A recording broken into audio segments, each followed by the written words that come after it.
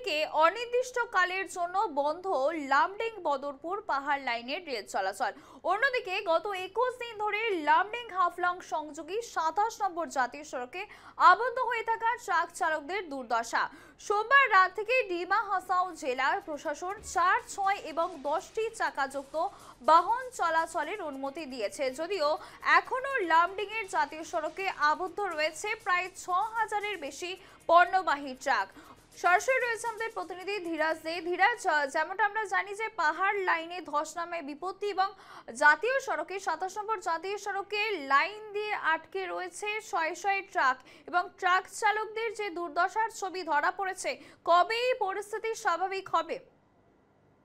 নিশ্চয়ই। তো সোজাশ্রী, এই মুহূর্তে আমি উপস্থিত রয়েছি লামডিং এর যে জাতীয় সড়কে, এবং আমরা নিউজ দিয়ে বাংলা দর্শকদেরকে দেখিয়েছি যে কিভাবে লামডিং এর যে জাতীয় সড়ক, অর্থাৎ লামডিং হাফলং যে সংযোগী 27 নং জাতীয় সড়ক, সেই জাতীয় সড়কে দীর্ঘ 21 দিন ধরে যা আবদ্ধ হয়েছিল প্রায় প্রচুর ট্রাক, প্রায় 10,000 অধিক ট্রাক।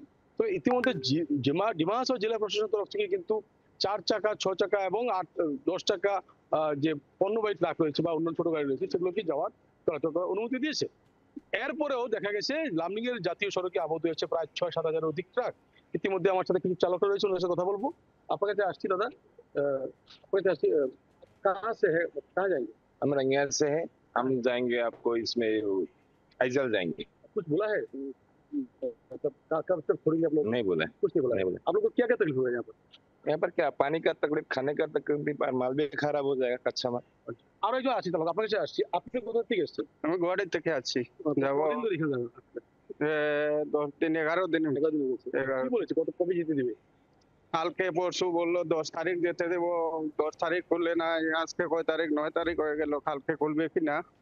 এখন কি বলেছে? এবার ছোট গাড়িগুলো যেতে দিচ্ছে? ছোট গাড়ি যাচ্ছে, 6 চাকা গাড়ি যাচ্ছে, 10 চাকা যাচ্ছে, এর উপরে গাড়ি যেতে দিচ্ছে। এরকম যাচ্ছে। ইএমআই ক্ষেত্রে তো অনেক সমস্যা হচ্ছে আপনাদের ডিস্ট্রিক্ট। ও বহুত বহুত বহুত কেমনে দিব, ইএমআই আছে, কাগজ আছে, ট্যাক্স আছে, ইয়ে আছে, ইয়ে আছে, কেমনে দিব।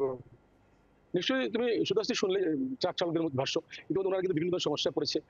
এছাড়াও আরো একটি কথা তোমাকে বলতে চাই যে দেখো, লামডিং এর জাতীয় সড়কে যে আবদ্ধ হয়েছে এই যে পণ্যবাহী ট্রাক, এই পণ্যবাহী ট্রাকের মধ্যে কিন্তু রয়েছে পেট্রোল, ডিজেল ইত্যাদি বিভিন্ন ধরনের যে অতি প্রয়োজনীয় সামগ্রী, সেই সামগ্রীর যে গাড়িগুলো রয়েছে, যার ফলে কিন্তু আগামী দিনে বরাক উপত্যকা সহ মিজোরাম, ত্রিপুরা, বিভিন্ন মণিপুর, বিভিন্ন রাজ্যে কিন্তু একটা মূল্যবৃদ্ধি দেখা যেতে পারে।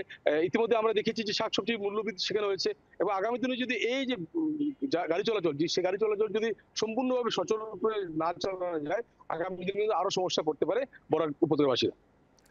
ধীরাজ, যেমনটা পণ্যবাহী ট্রাক তারা দাঁড়িয়ে রয়েছে, ট্রাক চালকদের যে দুর্ভোগের ছবি উঠে আসছে, পাশাপাশি রেল চলাচলও কিন্তু বন্ধ রয়েছে, তাহলে এই ধস সরানোর কাজ কতটা দ্রুত গতিতে করা হচ্ছে এবং কবে পরিস্থিতি স্বাভাবিক হবে বলে মনে করছে প্রশাসন, কিছু কি জানতে পারছো? সোজাসুজি দেখো, রেলের যে ঊর্ধ্বতন কর্তৃপক্ষের সাথে আমরা এই বিষয়ে কথা বলার চেষ্টা করেছি, কিন্তু সেই ঊর্ধ্বতন কর্তৃপক্ষের তরফ থেকে কোন ধরনের সঠিক তথ্য দিতে পারছে না। কারণ পাহাড়ি জেলা ডিমা হাসাওতে কিন্তু এখনো চলছে প্রচুর পরিমাণে বৃষ্টিপাত, এবং যার ফলে দেখা গেছে যে এই যে রেল চলাচল সম্পূর্ণরূপে বন্ধ হয়ে গেছে। আজও সকালে কিন্তু লামডিং এ যে শিয়ালদা থেকে বরাক অভিমুখে রওনা দেওয়া যে কাঞ্চনজঙ্ঘা এক্সপ্রেস, সেই কাঞ্চনজঙ্ঘা এক্সপ্রেস কিন্তু লামডিং রেল স্টেশনে দাঁড় করিয়ে দেওয়া হয়েছে এবং যাত্রীদেরকে কিন্তু সেখান থেকে নামিয়ে দেওয়া হয়েছে। পাশাপাশি দূরপাল্লা যে সকল ট্রেন রয়েছে, কোনো ট্রেন গুয়াহাটি রেল স্টেশনে এবং কোনো ট্রেন লামডিং রেল স্টেশনে আবদ্ধ করে রাখা হয়েছে। এবং এর বিপরীতে দেখা গেছে যে ছোট যে জার্নি যে ট্রেনগুলো, যেমন গুয়াহাটি শিলচর প্যাসেঞ্জার বা রঙ্গিয়া শিলচর এক্সপ্রেস, এসব ট্রেনগুলো কিন্তু সম্পূর্ণভাবে বাতিল করে দেওয়া হয়েছে। সোজাশ্রী। ধীরাজ, তুমি খবরের নজর রাখো, পরবর্তীতে আবারও তোমার কাছে আপডেট নেব, তবে আপাতত ধন্যবাদ।